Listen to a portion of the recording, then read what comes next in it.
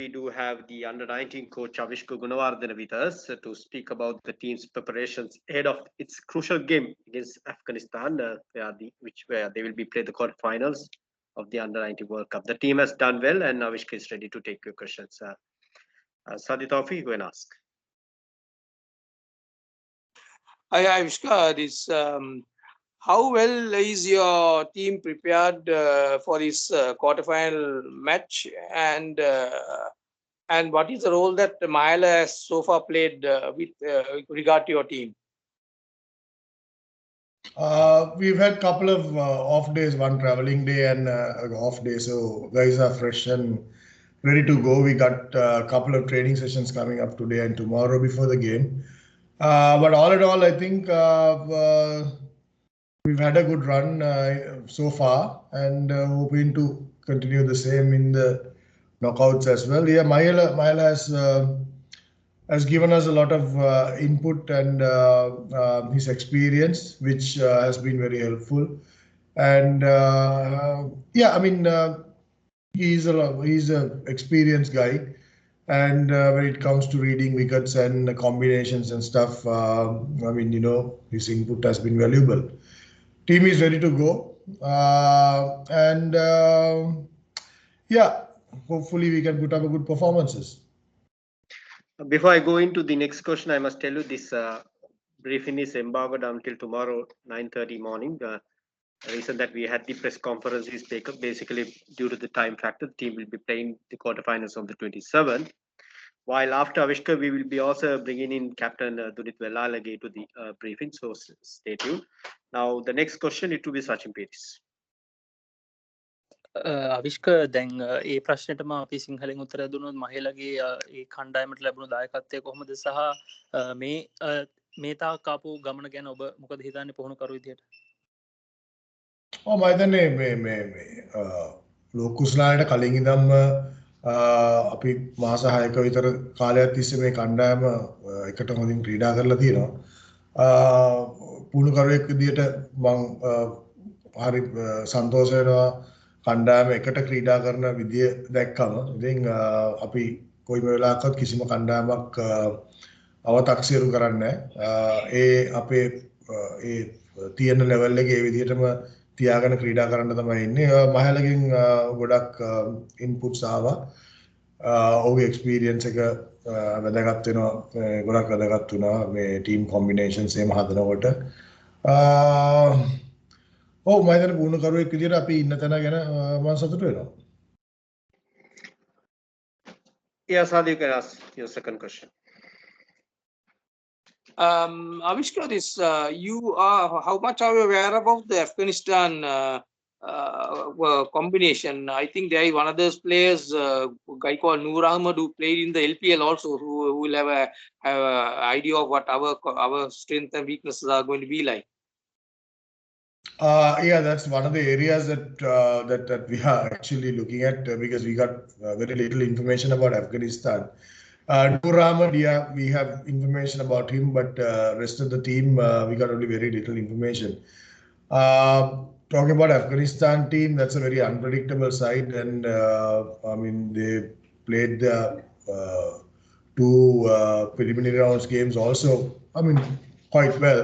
Even against Pakistan, they came pretty close. So we're not taking anything lightly. Of course, we can't afford to do that because it's a knockout stage. It could be anyone's game.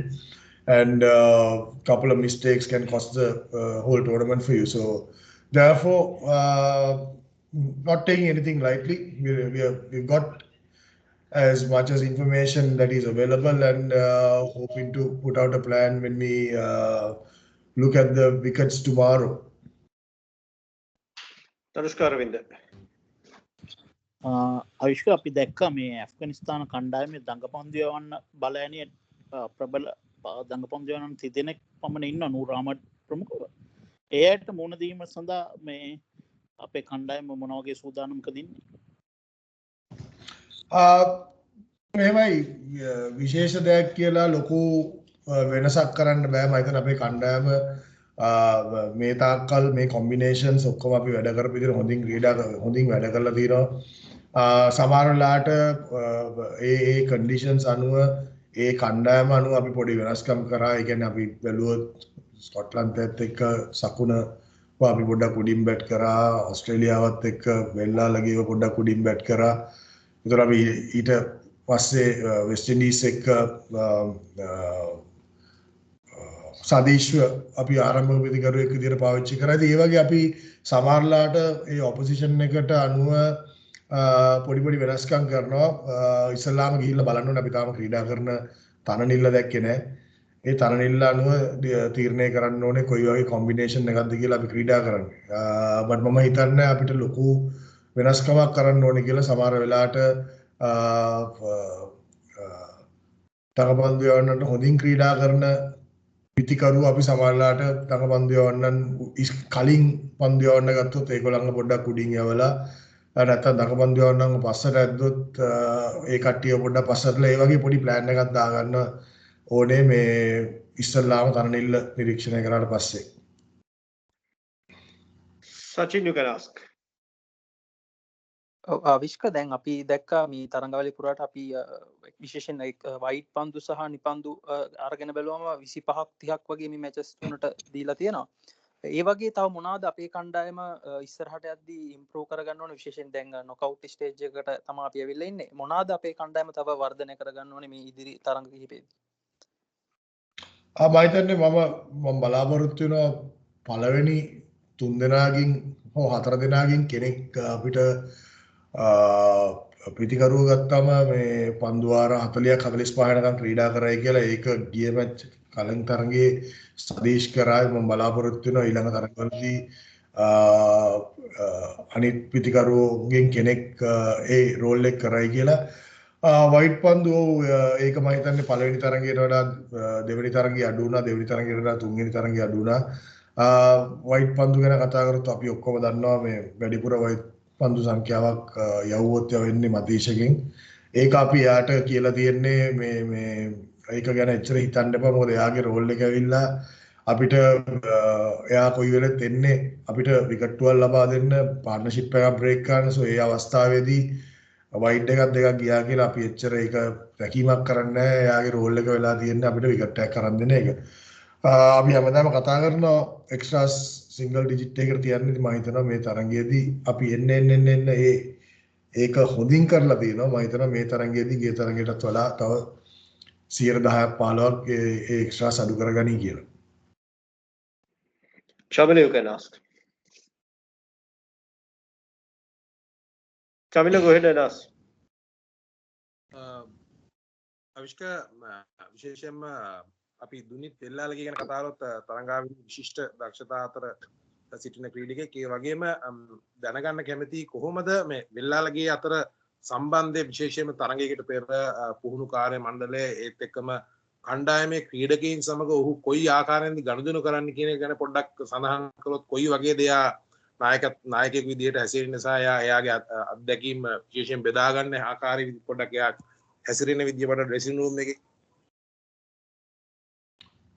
මතන නායකයෙක් විදිහට ඔහු පිටිය ඇතුළේ සහ පිටිය එළේදී ඔහු පෙන්නලා තියෙනවා ඔහු හොඳ නායකත්වයට සුදුසු කෙනෙක් කියලා. විශේෂයෙන්ම පිටිය එළියේදී ඒ කියන්නේ දැන් අපි මාස 6ක් තිස්සේ හැමෝම එකට ඉන්නවා. දැන් මේ අපි කොළඹින් ඇවිල්ලා දැනට මාස සති 5ක් දැන් 6ක් වේගෙට යනවා. ඉතින් පිටියේ ඇතුළට වඩා පිටියේ එළියේ ක්‍රීඩකයන් එකට තියාගෙන ඉන්න එක මම හිතන්නේ හරිම වැදගත් දෙයක්. මොකද මැච් එකට ගියාම හැමෝගෙම රෝල්ස් හැමෝම දන්නවා.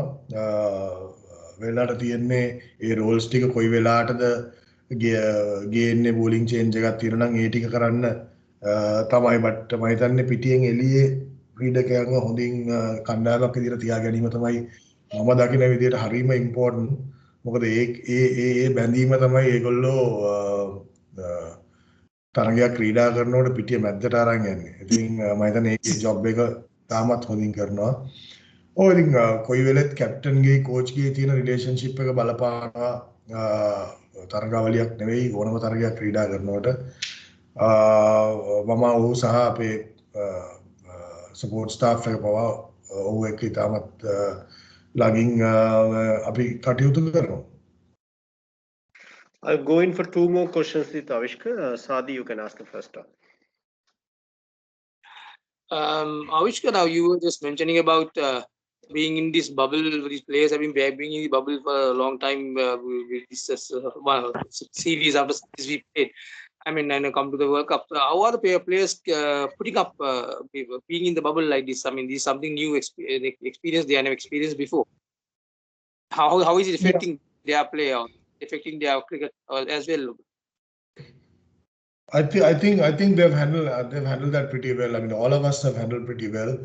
It's all about being together and enjoying each other's company. If you don't enjoy each other's company, it's going to be very difficult to stay together for such a long time. Especially these young guys who are out of the house. I mean, I'm sure most of these guys must be having the longest run out of the house, probably in this World Cup. So far, I mean, it has been very good. It's just about another couple of weeks, and guys are enjoying each other's company, and you can see they're gelling well.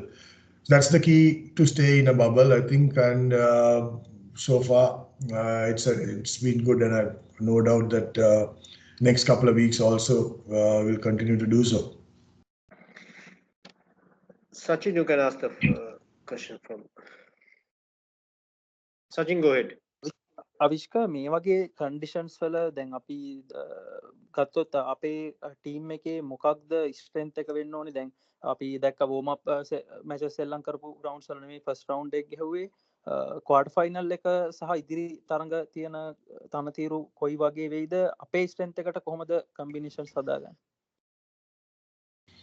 ඒක තමයි මම හිතන්නේ අපිට තියෙන ලොකුම challenge එක. මොකද අපිට දැන් අපි දැන් අද පුහුණු වීම් වලට යනවා මේකෙන් පස්සේ අපි යන්නේ පුහුණු වීම් වලට වෙනම ග්‍රවුන්ඩ් එකකට අපි ක්‍රීඩා කරන ග්‍රවුන්ඩ් එකේ නෙවෙයි. අපි ස්කොට්ලන්ත් එක්ක ක්‍රීඩා කරේ එක ග්‍රවුන්ඩ් එක එකම වෙලාව එකම ග්‍රවුන්ඩ් එකේ ක්‍රීඩා කරේ ඕස්ට්‍රේලියාව සහ වෙස්ට් ඉන්ඩීස් තරඟ දෙක. නමුත් සමහරවිට අපිට ප්‍රැක්ටිස් කරන්න පවා තියෙන වෙන තරණීලි වල වෙන ග්‍රවුන්ඩ්ස් වල. ඉතින් ඒ කන්ඩිෂන්ස් හැම එකටම එකක් වෙනස්. ඒ ග්‍රවුන්ඩ්ස් වෙනස්. එතකොට දැන් ගොඩක් වෙස්ට් ඉන්ඩීස් ග්‍රවුන්ඩ්ස් වල ක්‍රොස් වින්ඩ් එකක් තියෙනවා මේ හැම ග්‍රවුන්ඩ් එකේම වගේ. මොකද මේ ඒවා තියෙන්නේ ඕපන් ඒරියාස් වල. ඉතින් ඒ වගේ දේවල් ටක් ගාලා ඇනලයිස් කරලා ඇඩ්ජස්ට් වෙන එක හරි ඉම්පෝටන්ට්. මම හිතන්නේ අපි මෙච්චර දවස් ඒ ටික හොඳට කරා. ඉතින් මේකත් කොයි වගේ තරණිල්ලක්ද කියලා දකින්නකම් අපිට කියන්න බෑ. නමුත් කොයි තරණිල්ල ක්‍රීඩා කරත් මම හිතන්නේ අපේ ස්ට්‍රෙන්ත්ස් වලට ක්‍රීඩා කරන්න ඕනේ. අපේ ස්ට්‍රෙන්ත් එක වෙලා තියෙන්නේ මම හිතන්නේ ටීම් එකේ ඉන්න හැමෝම කන්ට්‍රිබියුට් කරනවා ටීම් එකේ සක්සස් එකට. ඉතින් සමහර ටීම්ස් මම දැකලා තියෙනවා බැට්ස්මන්ලා දෙන්නගෙන් දුවන්නේ. ඒ දෙන්න විතරයි රන්ස් ගහන්නේ. ඒ දෙන්න අවුට් වුණොත් ටීම් එකම පල්ලෙහාට යනවා.